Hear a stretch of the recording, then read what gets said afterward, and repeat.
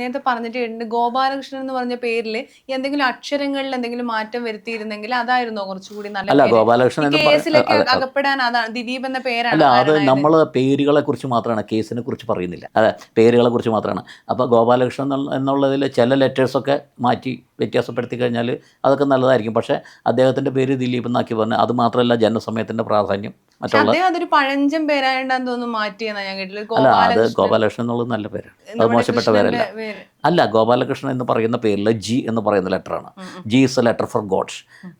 ഏറ്റവും നല്ല രീതിയിൽ ഒരാളെ ബഹുമാനിക്കാനൊക്കെ ആയിട്ട് ജി എന്നുള്ള അർത്ഥം ഉപയോഗിക്കും. അത് വളരെ നല്ലതാണ്. പിന്നെ അത് കഴിഞ്ഞ് ഒ എന്ന് പറയുന്ന ലെറ്ററാണ്.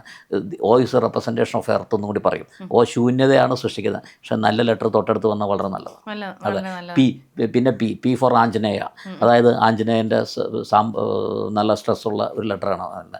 പിന്നെ എ എന്ന് പറയുന്ന പി എ എന്ന് പറഞ്ഞാൽ സാമ്പത്തികം ക്രിയേറ്റ് ചെയ്യാൻ ലെറ്റർ. പി എ എന്ന് പറയുന്ന ലെറ്റർ അത് സാമ്പത്തികം ക്രിയേറ്റ് ചെയ്യുന്ന ലെറ്റേഴ്സാണ്.